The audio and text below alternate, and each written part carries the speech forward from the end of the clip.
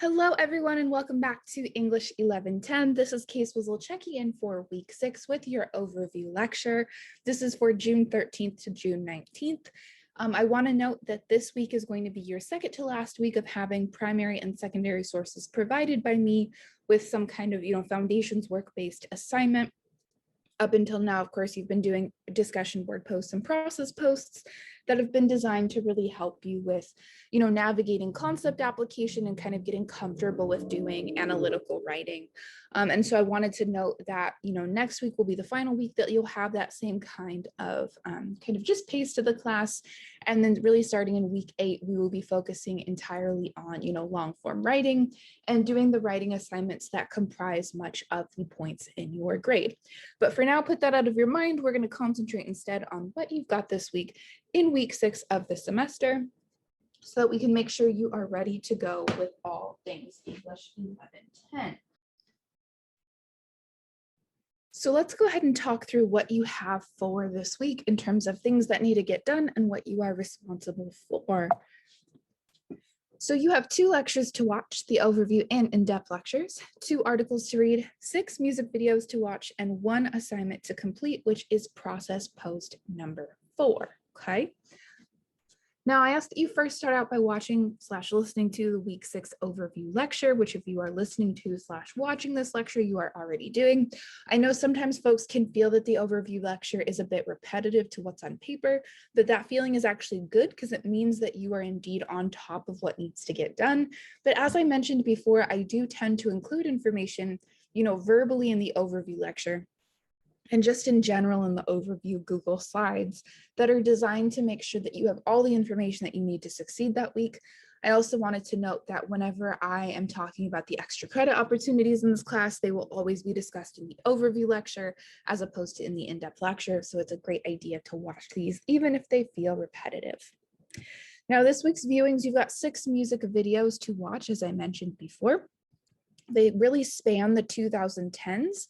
And you have 2 artists that you're looking at multiple texts from, and then 2 other artists you're looking at a single text from.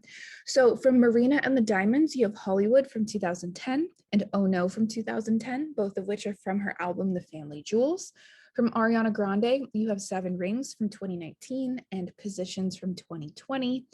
With Saweetie, you have Icy Girl from 2017, and with Lizzo, you have Juice from 2019. Now, each of these music videos are giving us different portrayals of female empowerment, of girl power, as we'll really concentrate on in the in-depth lecture, but also they're all kind of providing us with different types of commentary on how society makes space or doesn't make space for women and femme folks and just kind of women identified folks overall. Now, of course, to underscore this, when we're talking about women and women identified folks, we're not thinking exclusively in cisgender terms. Women can encompass folks who are trans, right, who are kind of gender non-conforming. There's no singular category or way of existing as a woman. And each of these texts for this week are kind of exploring some of the nuances there, but are really especially thinking about kind of proximity to other women. What does it mean for one woman to be in power or empowered and to perhaps bring other women along with her on that journey? But also, what does it mean to perhaps be kind of a solo act of sorts and to be exclusively prioritizing or focusing on your own upward mobility? And in addition to that, we're also looking at texts that are kind of commenting on how Hollywood and just society as a whole really puts different pressures on women to look, be, and act certain ways in order to achieve success. So as you are watching these 6 music videos, I really want you to be attentive to, how are each of these performers really utilizing music video treatments that are designed to kind of demonstrate them in positions of power, being kind of very just independent and also having a lot of agency, which we'll talk about as well in this week's concepts, but also facing different kinds of societal pressures to perhaps bow to or just kind of cave to in terms of how they're defining themselves and other women, okay? Now, this week's readings, we have 2 very different types of readings, I would say. The first of which we have Spencer Kornhaber's How Ariana Grande Fell Off the Cultural Appropriation Tightrope, which was published in The Atlantic in 2019. Now, this article is a bit more of a deep dive close reading. Up until now, we have been doing kind of short form close readings where you've been doing responses in process posts and in discussion board posts, where you've been kind of responding to, a single detail that you'll highlight from the text and perhaps apply a concept or integrate secondary source connections from some of the articles and kind of talk about the significance of that detail you've chosen to focus on.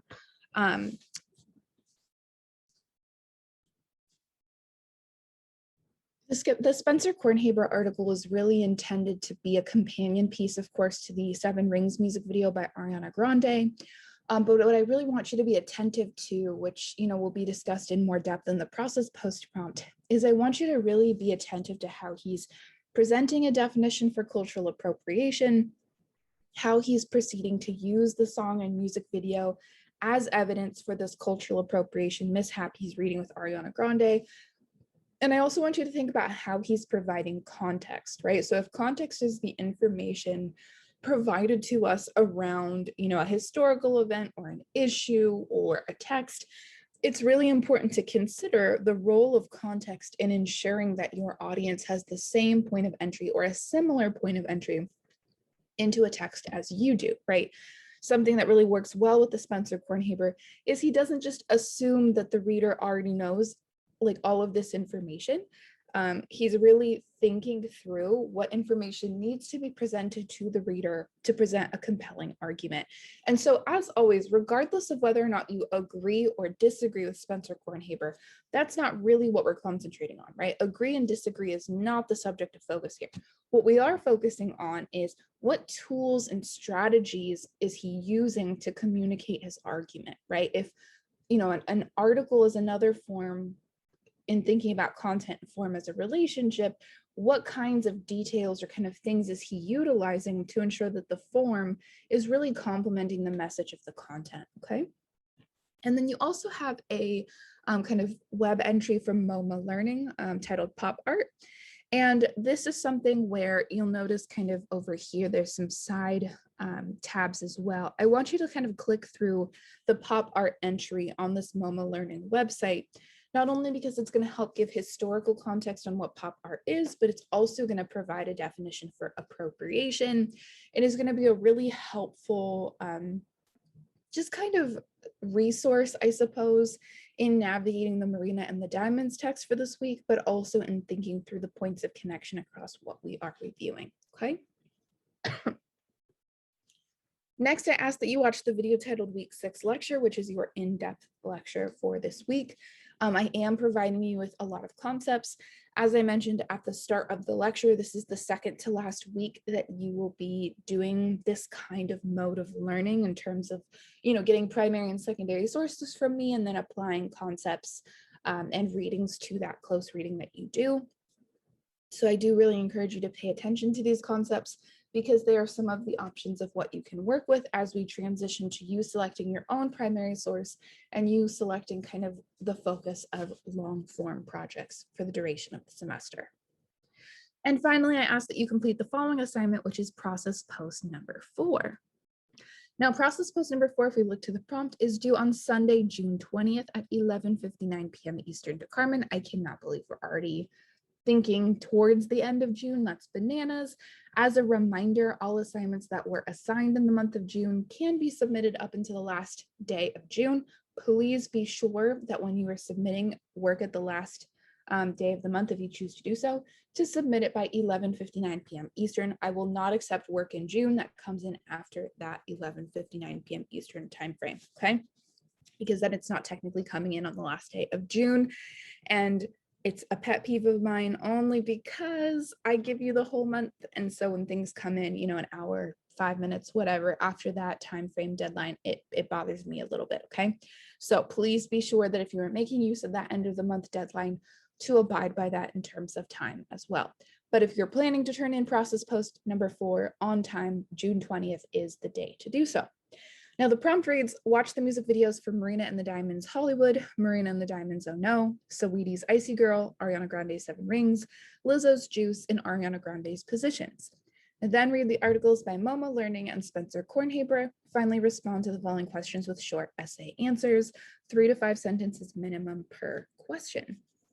Now, question 1 is picturing Americanness, and it reads, how does Marina and the Diamonds bring to life Americanness in the music video for Hollywood? Based on this song and music video, how does she define Americanness while also making references to US popular culture? Discuss how both the lyrics and visuals, the content and form, depict Americanness and provide a social commentary of what it means to be American. Note, it is important to pay close attention to the lyrics of Hollywood when watching the video. Consider how the visuals provided by the music video treatment perhaps change the tone of these lyrics and her overall message. Okay, so this question is really asking you to do a couple of things, right? How is Marina interpreting or translating Americanness to life through the visuals? How are the song and the music video working together? How was she communicating and commenting on Americanness as a concept? How does she seem to be defining it? What is the evidence for how she's defining it in this video? And how is she making connections between Americanness as something that she's defining and popular culture? How does popular culture work into this definition that she's presenting us with, okay? And then I want you to really think about how she's engaging with this question of what it means to be American. And now, while it might be tempting to just watch the music video once and just only write on the music video, I want you to really pay attention to the fact that this music video and the lyrics in some ways kind of conflict with each other. And so I want you to be attentive to how the music video treatment is presenting us with one image that when listening to the song, we might not necessarily get the same image in our heads, okay? Question 2 is close reading pop culture references, and it reads, according to this week's in-depth lecture in the MoMA Learning article, what is pop art? How does Marina and the Diamonds appropriate elements of pop art into the music video treatment for Oh No? How do the topics explored in pop art relate to the social commentary that Marina is making in the lyrics and visuals of Oh No? Do some of the concepts for this week illuminate what this commentary is, okay? So you're gonna need to really bring together the MoMA Learning article with the Marina and the Diamonds music video for Oh No. I want you to be really attentive to this term appropriate because it is different than cultural appropriation. So I want you to kind of pay attention in the in-depth lecture and in the readings to how those are distinguished from each other and how that operates as a strategy. And I want you to think about the kind of social commentary that she is producing through her music video, right? And so, you know, typically with this question, sometimes students will have a harder time because it's a little bit more subtle. But what I will say here is I want you to pay attention to what kinds of objects and material culture are integrated into Marina's music video treatment, and how does her interaction and engagement with them perhaps index some of this commentary on society as a whole. So why is she appropriating pop art? How is she appropriating it? What is she using it to comment on within society?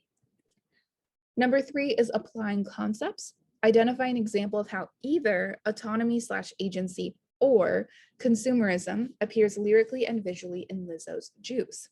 That is, select one of these terms to apply in this close reading. Why does this example demonstrate how this concept appears in the song and music video? Please provide a timestamp of the scene in the video that you choose to focus on and explain why this scene and the related lyric is an effective example of this term. Okay, so here your primary source is Lizzo's music video for Juice, which of course means you should also be attending to the lyrics in the song because that is the relationship between content and form. And you're going to be choosing either autonomy/agency or consumerism as the concept that you are applying here. If you apply both of these concepts, you are not responding to the prompt correctly. You need to select one of these concepts to apply to this music video, okay? And I want you to kind of consider, you know, what is a moment in this music video that really symbolizes or represents this concept in action? And in your kind of close reading of this scene, I need to be able to see that you are comprehending what this term means and also able to demonstrate this example in a clear manner, okay? And again, you want to be careful with these ones that have to do with applying concepts, that you're not just summarizing the text. Question 4 is applying concepts once again. Identify an example of how materialism appears lyrically and visually in either Saweetie's Icy Girl or Ariana Grande's Seven Rings. Why does this example demonstrate how this concept appears in the song and music video? Please provide a timestamp of the scene in the video that you choose to focus on and explain why the scene and the related lyric is an effective example of this term. So here you have a concept you must apply, which is materialism. And you have two potential primary sources, but you should be applying this concept to one of the primary sources listed here. Okay, so either the Saweetie text or the Ariana Grande text. Okay. And very similar to question 3, you're going to be applying this concept and then articulating for me an example that you're pointing to that really helps to illustrate and show how this concept is in action in the music video. Question 5 is another applying concepts, and it asks for you to identify an example of how girl power appears lyrically and visually in one of the following music videos: Saweetie's Icy Girl, Ariana Grande's 7 Rings, or Ariana Grande's Positions. Why does this example demonstrate how this concept appears in the song and music video? Please provide a timestamp of the scene in the video that you choose to focus on and explain why this scene and the related lyric is an effective example of this term. So once again, you're going to be doing an application of a concept. In this case, it's girl power. Now here you have 3 options to choose from. I do ask that if you are, so like for this, question, obviously you'll notice that Icy Girl and 7 Rings were also options for question 4. If you wrote about either Icy Girl or 7 Rings in question 4, please do not repeat writing about it here, right? So if you wrote about Icy Girl in question 4, you shouldn't also write about it in question 5, okay? You should be choosing a different primary source to focus on here. So please make sure that you do that so that you are kind of practicing concepts with different texts and not just one. And then question 6, putting forth a nuanced critique. According to Spencer Kornhaber, what are some of the issues present with the music video treatment for Ariana Grande's 7 Rings? Based on what you learned in this week's in-depth lecture and from this article, how does cultural appropriation factor into these issues? How does Grande's positionality perhaps factor into how her work is received and to some of the criticism she faced for this project?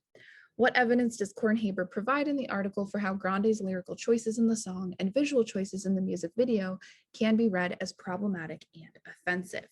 Okay, so for this one, you're concentrating on really digging into the argument produced by Spencer Kornhaber, and you want to, in the course of that, really articulate how he's defining and just connecting cultural appropriation to his focus of the text. And you'll notice that cultural appropriation, of course, also factors into the title he's given the article, which suggests to us that it's a main feature of his argument, okay?